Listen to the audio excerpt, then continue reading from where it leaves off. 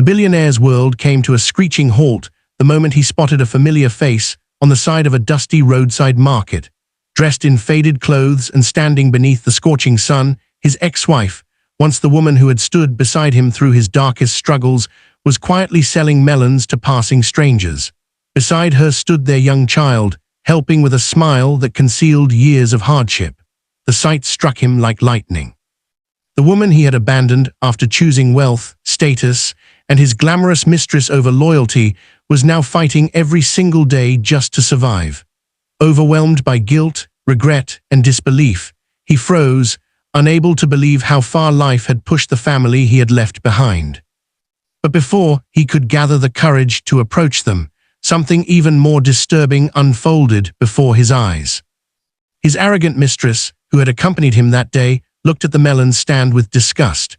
Believing the poor woman was nothing more than a helpless street vendor, she marched over with a smug smile, mocked her appearance, insulted her dignity, and in an unforgivable act of cruelty, violently kicked her in front of everyone, including the innocent child.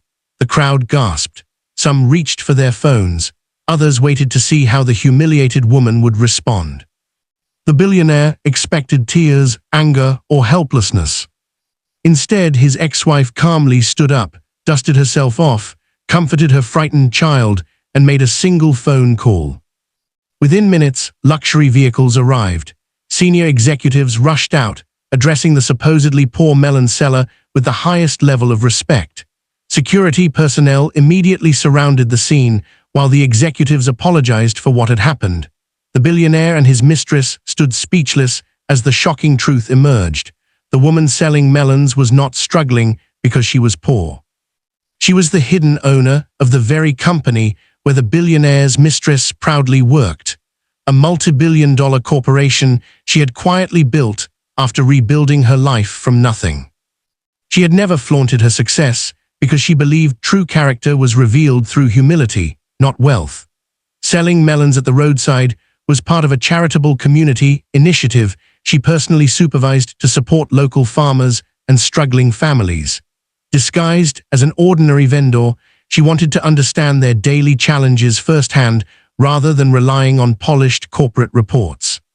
What happened next left everyone stunned.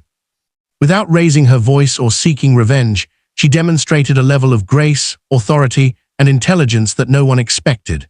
With a few calm instructions, she exposed years of arrogance, dishonesty, and abuse within her own company. The mistress's career crumbled before her eyes as the consequences of her actions caught up with her instantly. Meanwhile, the billionaire was forced to confront the devastating truth. He had walked away from the most extraordinary woman he would ever know. The wealth he had gained suddenly felt meaningless compared to the loyalty, wisdom, and strength he had foolishly discarded. As secrets unravel, hidden sacrifices come to light, and justice arrives in the most unexpected way, one question remains. Can a man who betrayed the woman who helped build his future ever earn forgiveness, or has he lost the greatest treasure of his life forever? Before we uncover the secret that transformed a roadside humiliation into a reckoning no one saw coming, kindly subscribe and turn on the notification bell. Stories like this remind us that appearances can deceive, kindness is never weakness, and the person society looks down on today may be the one holding tomorrow's power. By subscribing, you become part of a community that believes loyalty should be honored, cruelty should have consequences, and dignity should never depend on wealth. Now stay with us, because what happened after that phone call changed every life at the roadside stand forever. Ethan Caldwell had faced hostile takeovers, federal investigations, market crashes, and boardroom betrayals without blinking. But on that blistering Saturday afternoon, outside the small Virginia town of Belhaven, one woman standing beside a wooden table covered in striped green melons reduced him to silence. His driver had slowed the black SUV because traffic had gathered near the farmer's market. Ethan sat in the rear seat, reviewing documents for a land acquisition that would add another 800 acres to Caldwell Development Group's portfolio. Beside him, Vanessa Blake scrolled through her phone, complaining about the heat, the poor cell reception, and the smell of roadside dust. Then Ethan looked through the tinted window. At first, he noticed the child. A boy of about 8 stood beneath a faded yellow canopy, carefully arranging melons according to size.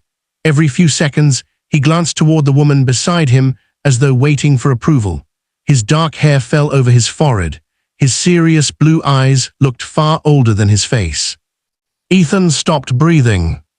The child had his eyes. And the woman beside him had once carried his last name. "Stop the car," Ethan whispered. The driver looked into the mirror. "Sir, I said stop." The vehicle pulled onto the gravel shoulder. Vanessa barely looked up. "What now?" Ethan opened the door. The heat struck him first.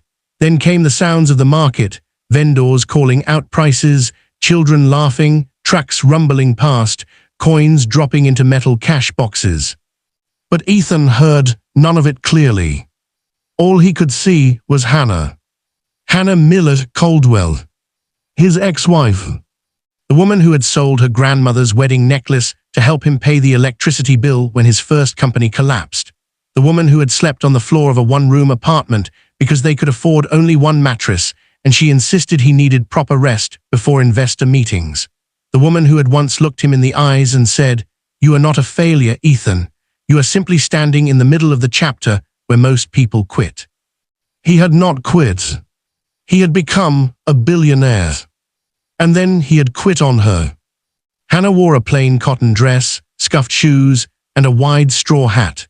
A streak of dirt marked one cheek. Nothing about her appearance suggested luxury or power.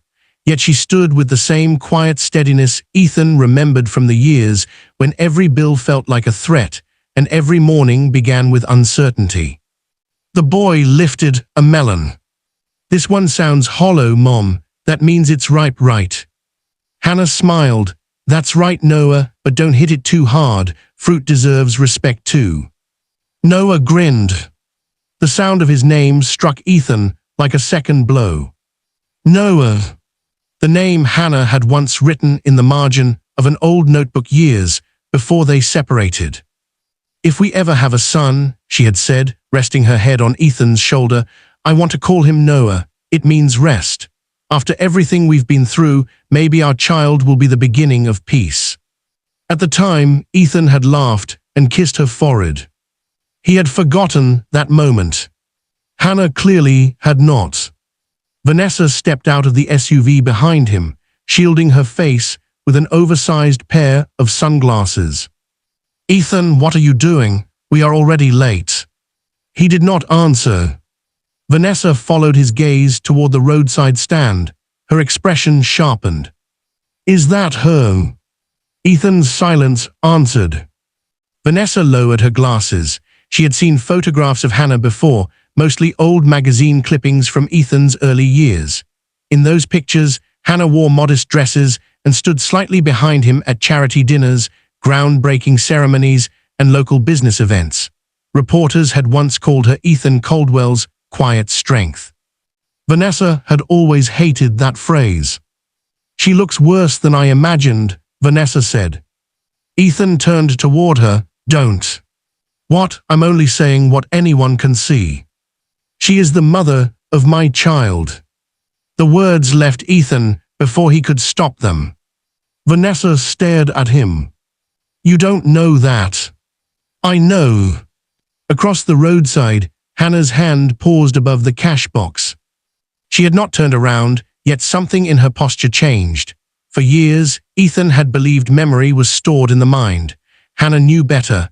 The body remembered footsteps, silences, the rhythm of a familiar voice, the tension that entered the air before an old wound reopened. She slowly raised her head. Their eyes met. 8 years disappeared. For a moment, Ethan was no longer wearing a custom suit worth more than their first car. He was 27 again, standing in a freezing apartment kitchen with unpaid bills scattered across the table. Hannah was stirring canned soup over a broken stove burner. "You should eat," she had told him. "I'm not hungry." "You haven't eaten since yesterday." "We have $43 left." "Then we'll make $43, behave like 100. He had laughed despite himself. Hannah always did that. She made disaster sound temporary. That night she had opened an envelope and placed $1,200 on the table. Ethan had stared at it. "Where did you get this?" "I sold something." "What?" "It doesn't matter." But he later discovered the empty velvet box in her dresser. Her grandmother's necklace was gone. He had promised to replace it one day with something greater. Years later, after his company finally succeeded, he bought Vanessa a diamond necklace worth $200,000. He never replaced Hannah's. At the roadside stand, Hannah's expression did not reveal anger. That somehow hurt Ethan more. She simply looked at him as though he were a man she had once known. Noah followed her gaze. "Mom." Hannah placed a reassuring hand on his shoulder. "It's all right." Ethan crossed the road slowly. Every step felt heavier than the last. "Hannah." She looked at him without smiling. "Ethan." His name sounded formal in her voice.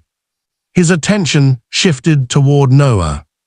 The boy stared back with open curiosity. "How old is he?" Ethan asked, though he had already counted the years. Hannah's eyes hardened slightly. "This isn't the place." "Is he mine?"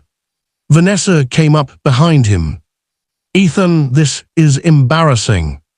Hannah's gaze moved to Vanessa, and something unreadable passed across her face. She knew exactly who Vanessa was. Most of America knew Vanessa Blake as the elegant vice president of public relations at Sterling Harvest Industries, a rapidly expanding agricultural and logistics company. She appeared in magazines, hosted glamorous charity galas, and spoke often about leadership, compassion, and women's empowerment.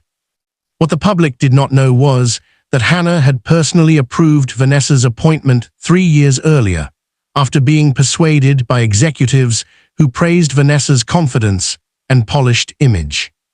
What Vanessa did not know was that the anonymous majority owner of Sterling Harvest Industries was standing in front of her wearing a straw hat. Hannah had remained deliberately absent from the public face of the company. Her ownership was concealed through a private holding structure, partly for security and partly by choice.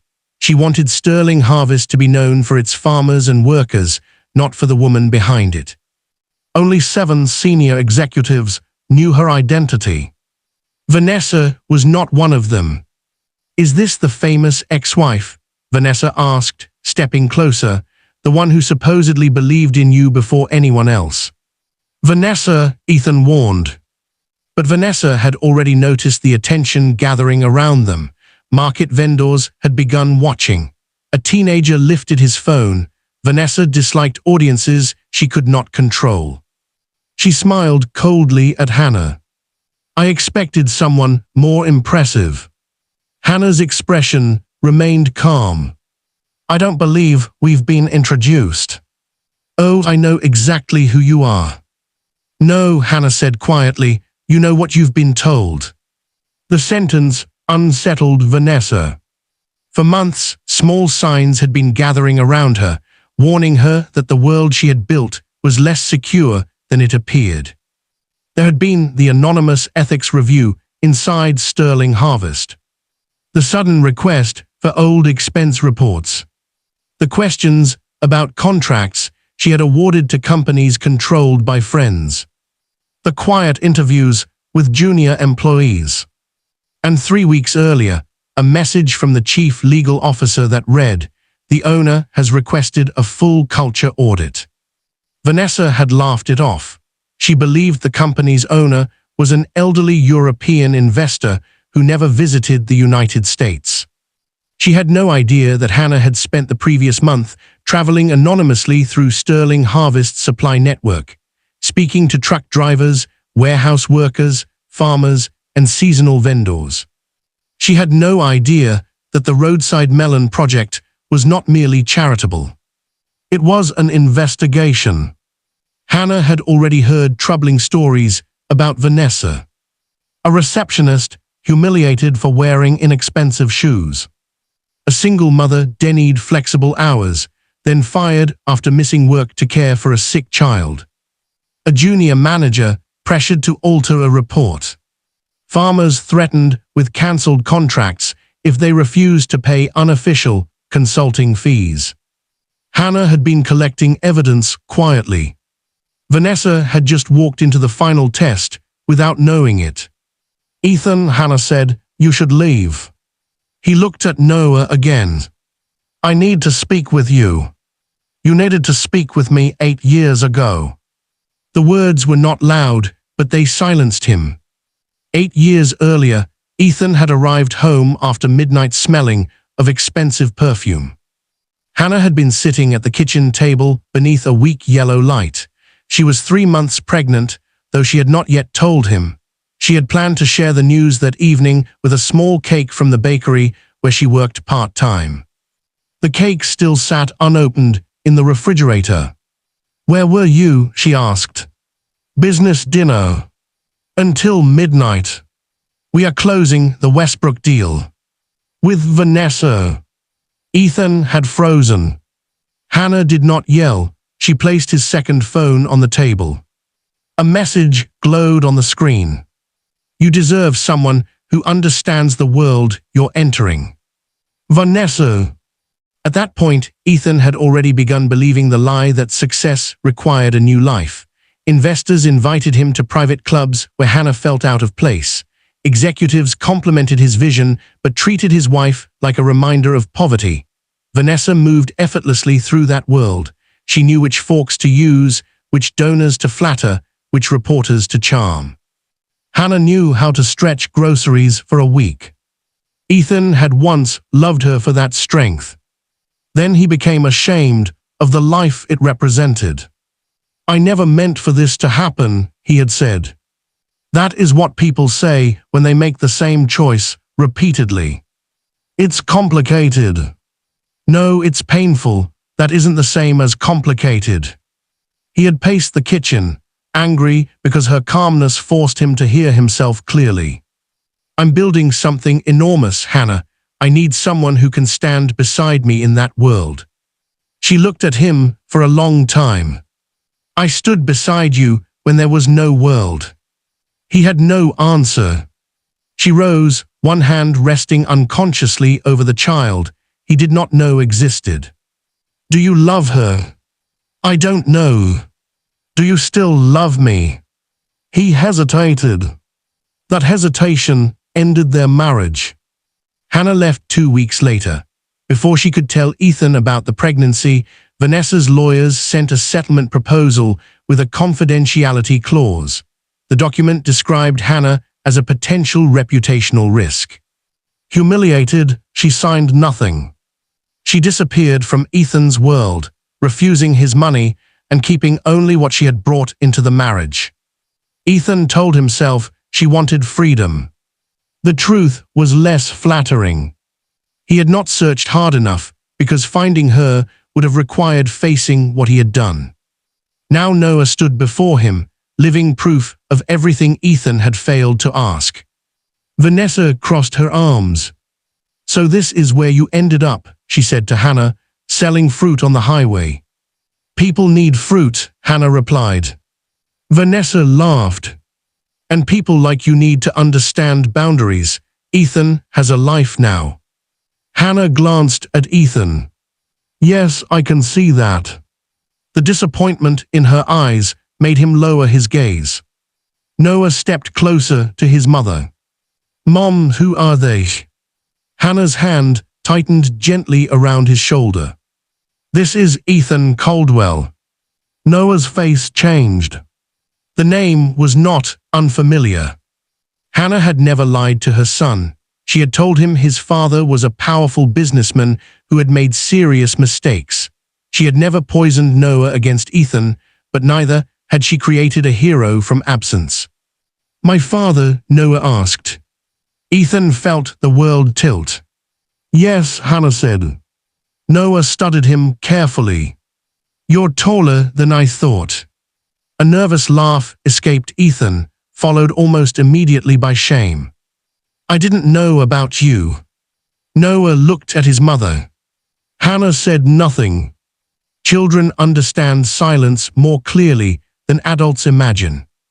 Noah turned back to Ethan. Did you know about my mom? The question entered Ethan like a blade. Yes. And you left her. Vanessa stepped forward. That is none of your concern. Hannah's eyes flashed. Do not speak to my son that way. Vanessa's face tightened. She was accustomed to employees shrinking when her tone changed. Hannah did not move. You should be grateful Ethan even stopped, Vanessa said. Do you have any idea who he is?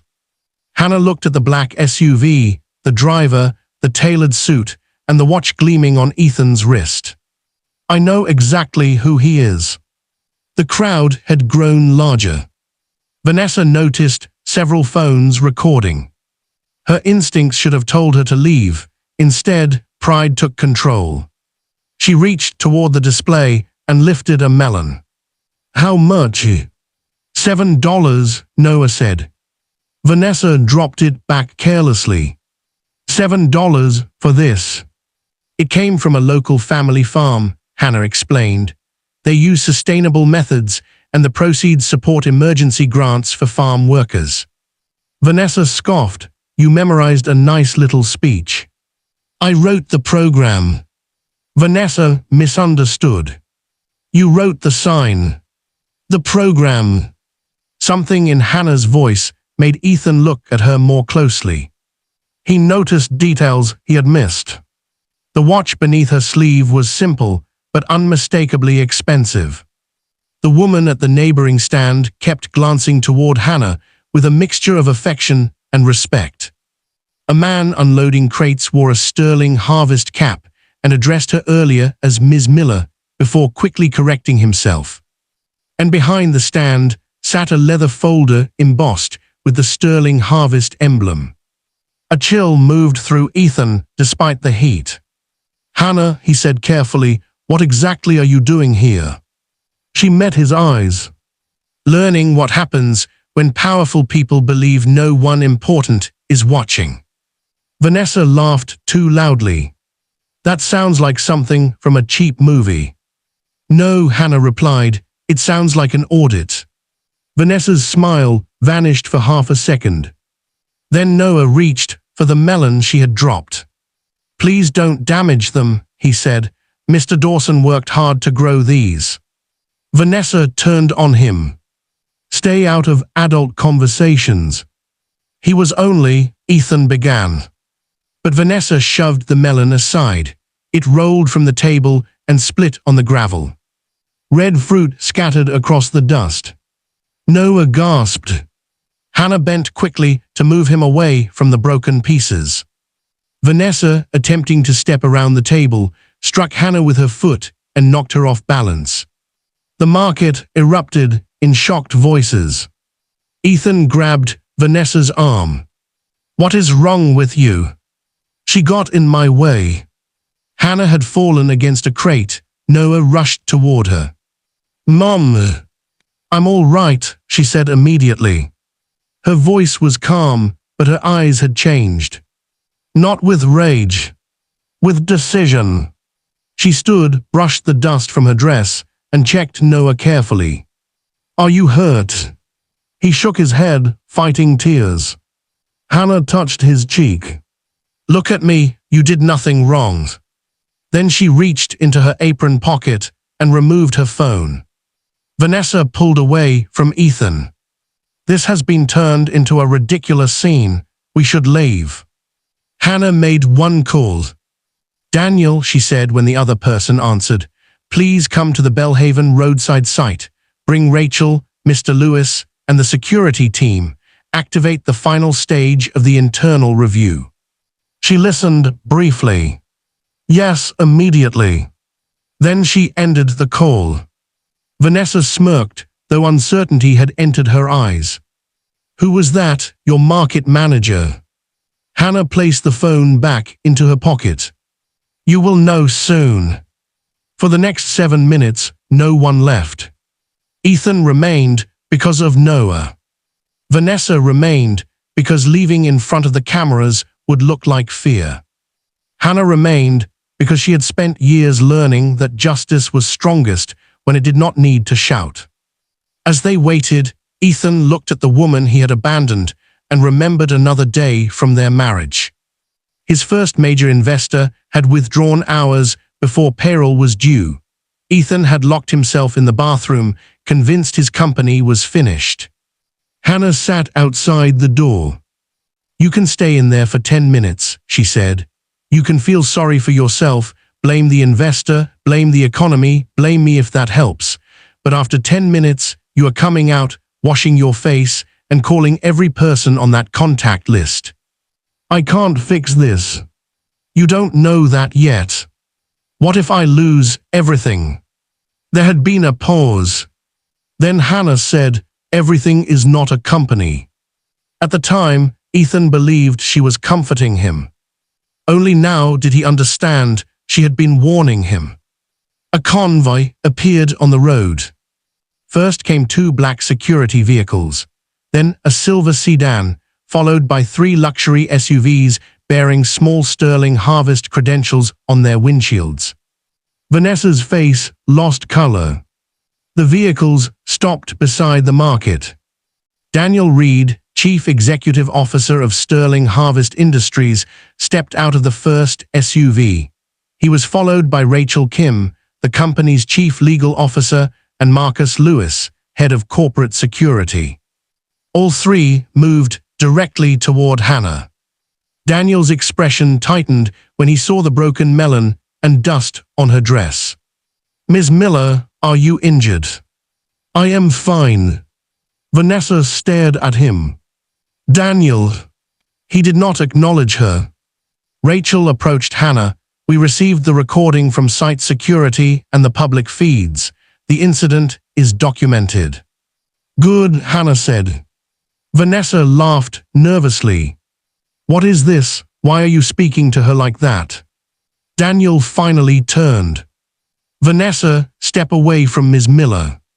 "Ms. Miller." Marcus Lewis positioned himself nearby. Hannah removed her straw hat.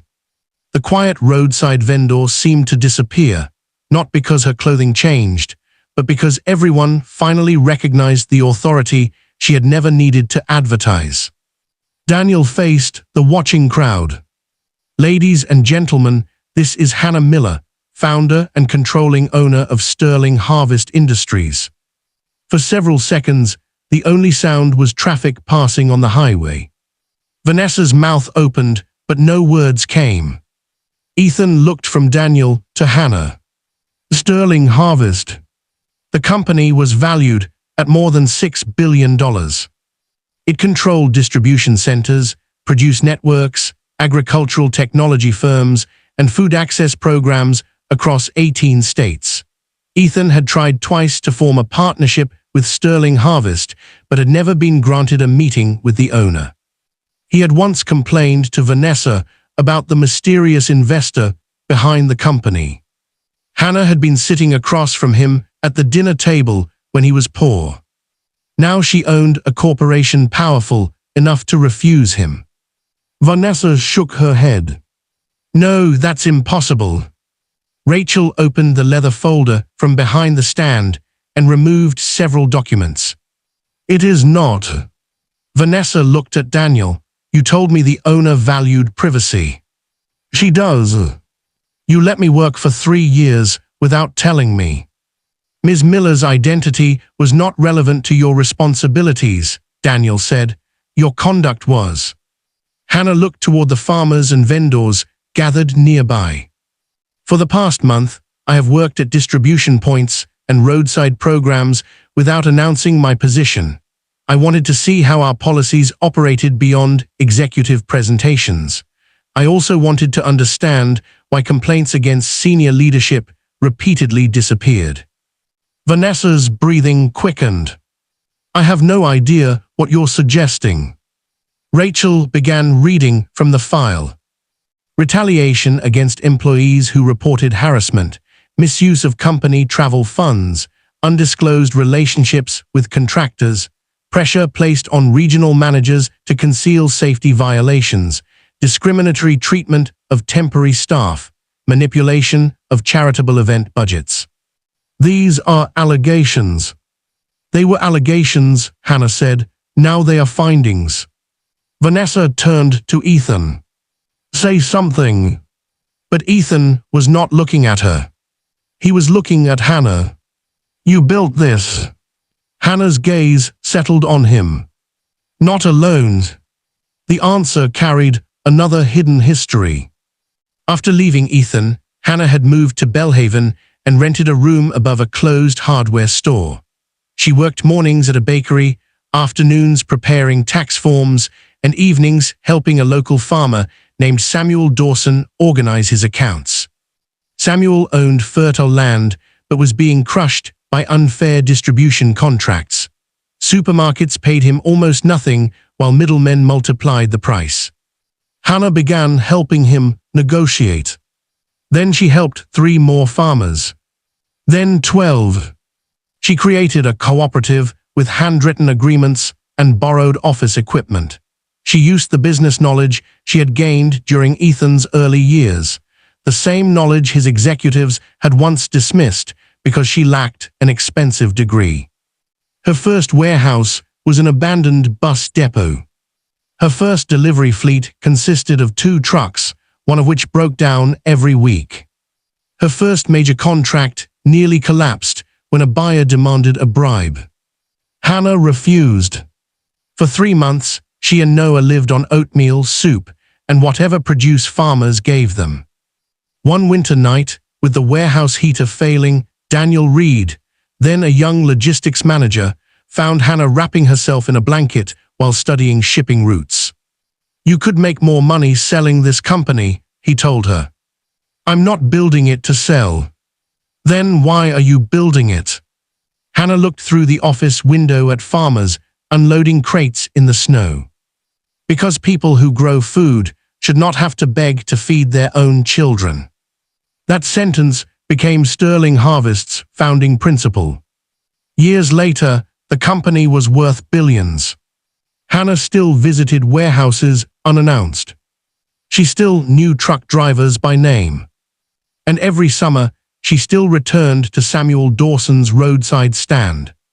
Samuel, now 72, stood at the edge of the crowd watching Vanessa with deep disappointment. He had once told Hannah, money doesn't change people, it only buys them a louder microphone.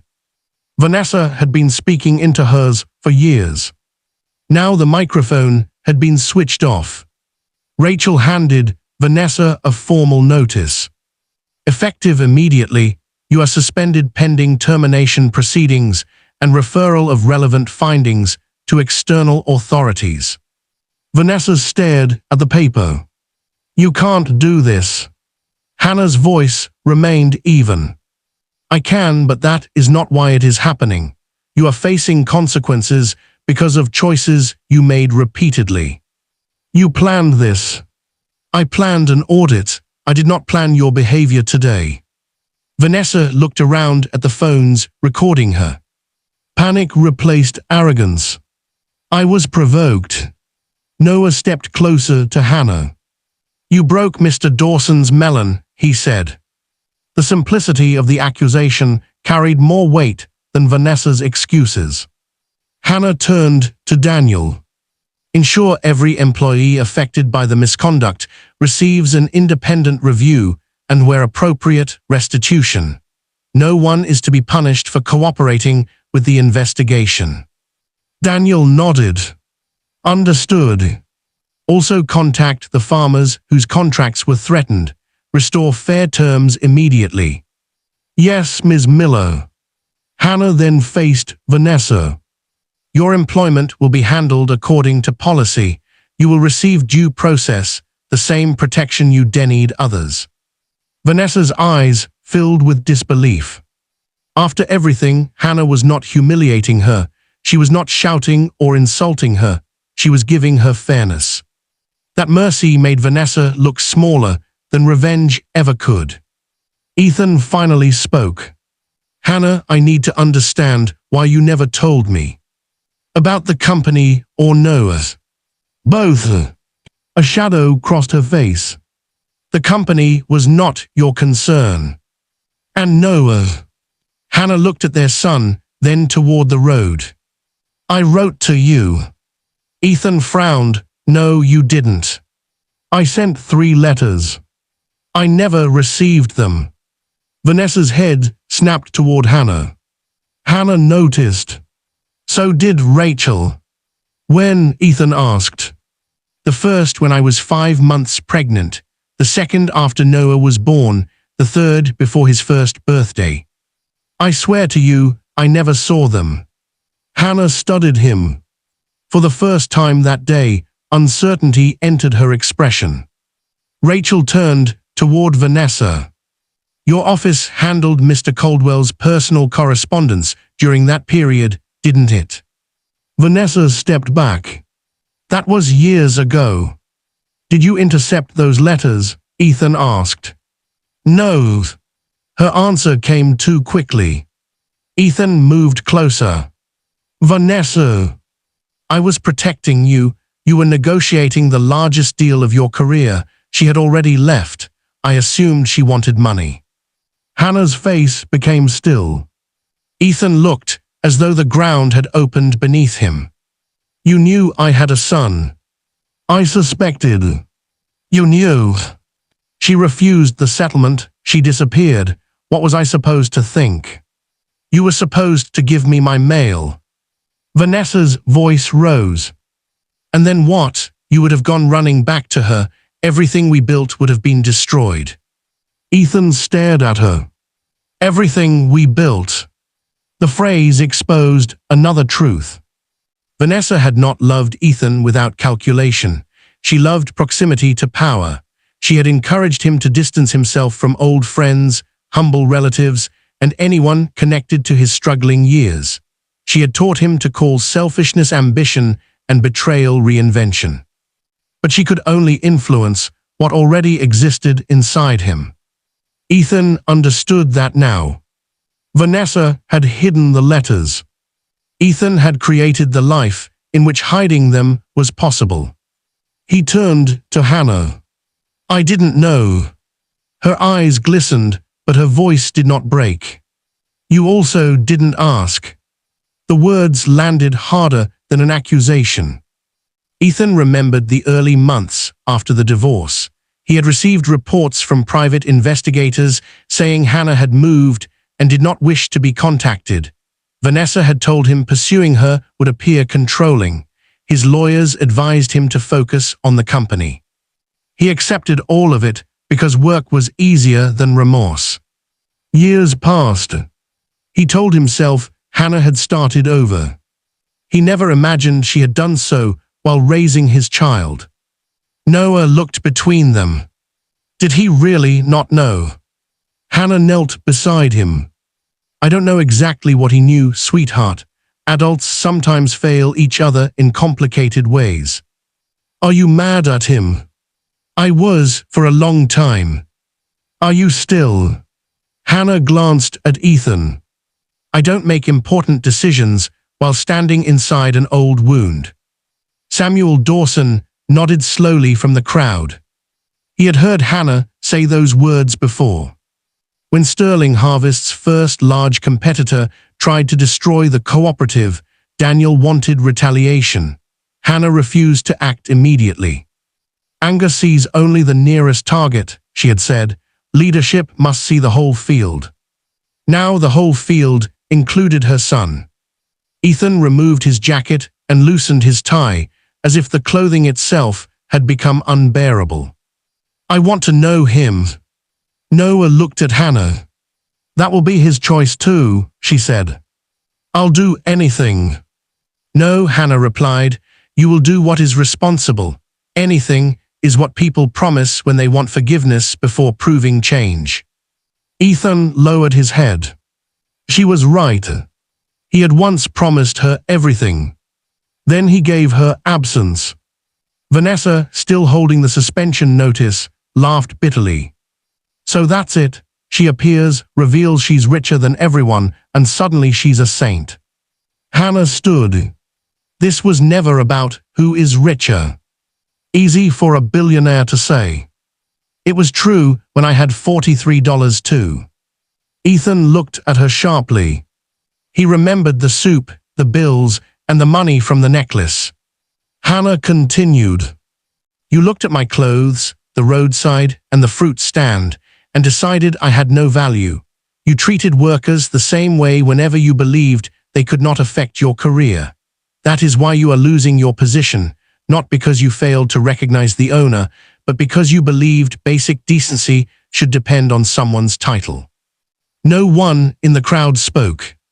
Even Vanessa had no answer. Hannah turned to Marcus. Please escort Ms. Blake away from the site. She may collect personal belongings from the office under supervision once legal arrangements are complete. Vanessa looked at Ethan.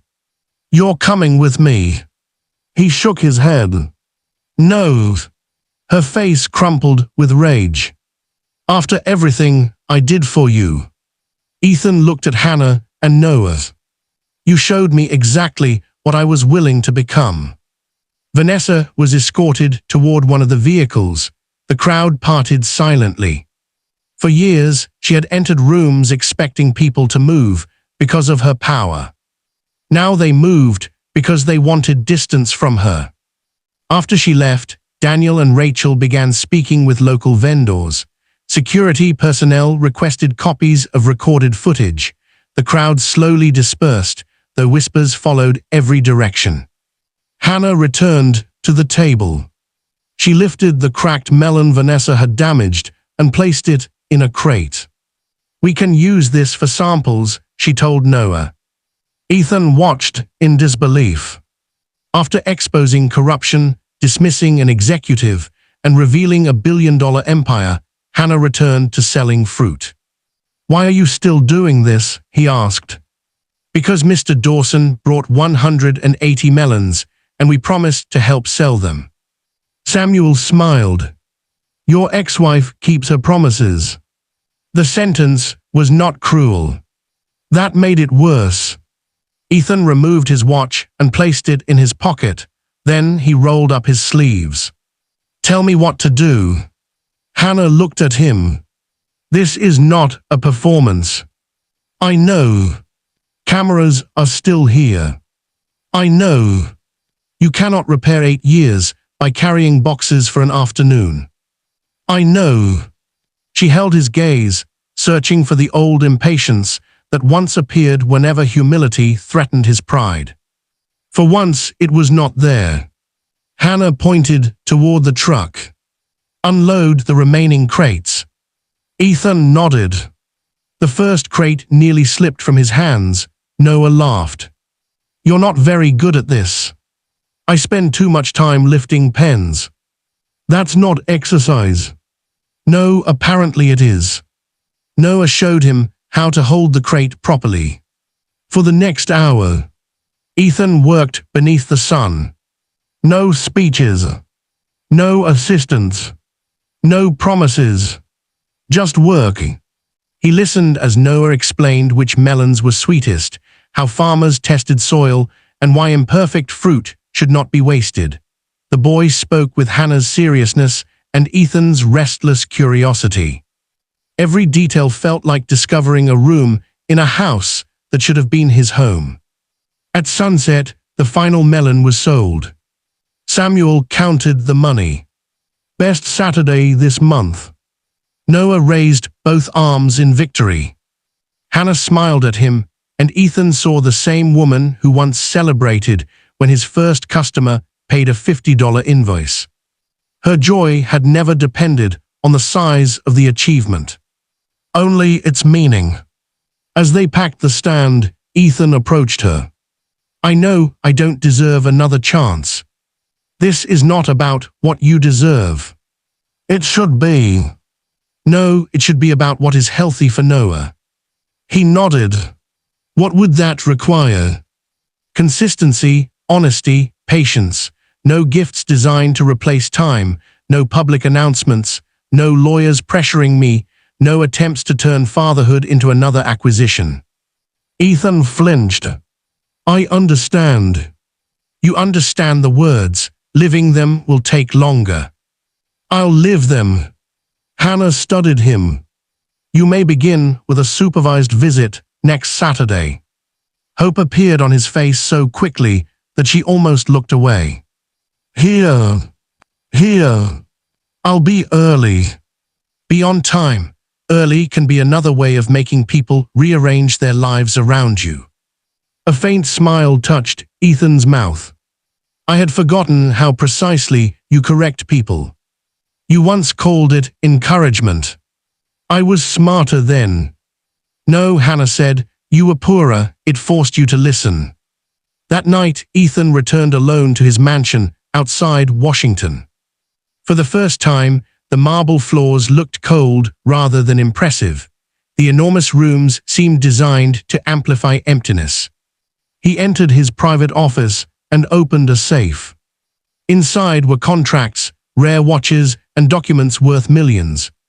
At the back lay a small velvet box. Years earlier, he had found it among belongings Hannah left behind. It was the box that once held her grandmother's necklace. He sat at his desk, holding it for a long time. Then he opened his laptop and began reviewing every message, report, and legal document connected to the divorce. By dawn, he discovered how thoroughly he had allowed other people to manage his conscience. But he also discovered something worse. No document had prevented him from searching for Hannah. No contract had forced him to stay silent. No advisor had made him choose pride. Vanessa had hidden the truth. Ethan had hidden from it. The following Saturday, he arrived at the roadside stand at exactly 8 o'clock. No driver. No security. He wore jeans, work boots, and a plain shirt. Noah handed him a broom. You sweep first. Ethan accepted it. Yes, sir. Weeks became months. He attended school meetings quietly. He learned Noah disliked peas, loved astronomy, and feared disappointing people. He helped with homework without having an assistant complete it. He listened when Noah asked painful questions. Why did you leave Mom? Because I became selfish. Did you love her? Yes. Then why was that enough? Ethan took a long breath. Because love without loyalty can become only a feeling. Your mother gave me loyalty. I gave her excuses. Noah considered this. Do you still love her? Ethan looked toward Hannah across the farmyard. Yes. Are you going to marry her again? Noah, Hannah called, having overheard. What? I'm gathering information. Ethan smiled sadly. Your mother does not owe me another relationship. For the first time, Hannah saw that he meant it. Sterling Harvest's investigation widened. Several executives resigned, others were dismissed, farmers received compensation, employees who had been silenced were invited to speak before an independent panel. Vanessa faced civil claims and criminal investigation related to financial misconduct. Her public image collapsed, not because Hannah launched a campaign against her, but because documented facts finally reached daylight. Hannah refused every interview request that tried to turn the story into a feud between two women. This is not a story about jealousy, she told Daniel. It is about how institutions fail when character is mistaken for charisma. Sterling Harvest created a new employee protection office, strengthened whistleblower policies, and required executives to spend time working anonymously alongside frontline teams. The Roadside incident became a case study inside the company. Not because Vanessa had failed to recognize Hannah. Because she had failed to recognize humanity. 6 months later, Hannah invited Ethan to Sterling Harvest's annual farmers' dinner. He arrived without Vanessa, without an entourage, and without assuming where he would sit. His place card was near the back beside several local growers. During the ceremony, Hannah took the stage. She spoke about drought, transportation costs, food insecurity, and fair contracts. She thanked warehouse teams and drivers before mentioning executives. Then she invited Samuel Dawson forward. The old farmer wiped tears from his eyes as he received the company's first Lifetime Service Award. Ethan watched Hannah beneath the stage lights. She did not look like the woman he had abandoned. She looked like the woman she had always been, the one he had been too blinded by ambition to recognize fully. After dinner, he found her on the terrace. "I brought something," he said. He handed her the empty velvet box. Hannah recognized it immediately. Her expression changed. "I kept it all these years," he said. "I used to think replacing the necklace would fix what it represented. I understand now that it wouldn't." "No. You sacrificed something precious because you believed in me. I turned that sacrifice into permission to forget who stood beside me." Hannah closed the box. "Why give this back now?" "Because it belongs to the part of the story I kept trying to own." She looked through the windows at Noah, laughing with Samuel. "You cannot return the years." "I know." "You cannot erase what happened." "I know." "And forgiveness does not guarantee reconciliation." "I know." Hannah looked at him. Months earlier, those words would have sounded rehearsed. Now they sounded lived.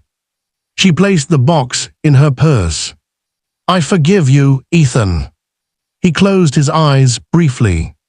The words did not feel like victory. They felt like mercy.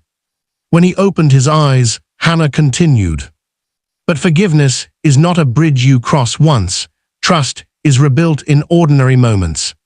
I'm prepared for ordinary." A soft smile appeared on her face. "That would be new for you." They stood in silence. Inside, Noah pressed his face to the glass and waved dramatically. "Mom, Dad, they're serving pie." Ethan looked at Hannah. She did not correct the word dad. That was not reconciliation. It was not restoration. But it was a beginning. A year later, the roadside stand opened again for the summer season. Hannah wore the same straw hat. Noah, now 9, managed the cash box with exaggerated seriousness. Ethan unloaded crates beside Samuel. A customer approached and recognized him. "Are you really Ethan Caldwell?" He adjusted a melon on the table. "Today, I'm the delivery assistant." Noah laughed. "He's still in training." The customer bought 2 melons. As the afternoon sun lowered, Hannah watched Ethan kneel to help a little girl choose the ripest fruit. He listened carefully as she tapped each melon and explained her reasoning. Once Ethan had believed important people were those who controlled the room. Now he understood that importance was revealed by how a person treated someone who could offer them nothing. Hannah had known that all along. She had known it when they had $43. She had known it when she worked in an abandoned bus depot. She had known it while building a multi-billion-dollar company. And she knew it when Vanessa stood over her at the roadside, mistaking simple clothing for weakness. The empire had never made Hannah powerful. It had only given scale to the character she already possessed. As the market closed, Noah placed a small melon into Ethan's hands. "This one is for you." "How much?" "Free." Hannah raised an eyebrow. "We do not give away inventory without approval." Noah leaned toward Ethan and whispered loudly, "She owns the company, but I control the melons." Ethan laughed. Hannah tried not to smile and failed. For one quiet moment, the past did not disappear, but it loosened its grip. Ethan looked at Hannah. "Dinner." She considered him. "With Noah." "Of course." "And Samuel." Ethan nodded, "The more the better." Samuel lifted his cane. "I choose the restaurant." Noah cheered. They walked toward the parking lot together, not as a perfect family, not as though betrayal had never happened, and not with promises too large to trust. They walked as people choosing, one honest step at a time, to build something different from the ruins. Behind them, the empty roadside table stood beneath the fading sunlight. It had been the place where arrogance exposed itself. The place where hidden power was revealed. The place where a billionaire learned that wealth could buy land, companies, influence, and comfort, but not the years he had abandoned. And it was the place where a woman everyone had mistaken for helpless proved that dignity does not wait for recognition. Sometimes justice arrives through courts, contracts, and official decisions. Sometimes it arrives in a quiet voice, making one phone call. And sometimes the greatest shock is not discovering that the poor woman owns the company. It is discovering that she was always richer in the things that mattered. Dear viewers, this story reminds us that no job, outfit, roadside stand, or financial condition can determine a person's true worth. Hannah did not deserve respect only because she owned a multi-billion-dollar company. She deserved it when Vanessa believed she was an ordinary fruit seller. Real character is revealed in how we treat people when we think they have no influence, no money, and no way to repay us. If you believe humility is stronger than arrogance, loyalty should never be taken for granted, and every human being deserves dignity regardless of status. Kindly subscribe and turn on the notification bell for more powerful stories like this. Share this story with someone who needs the reminder that kindness is never weakness, and that the way we treat others may one day reveal exactly who we are.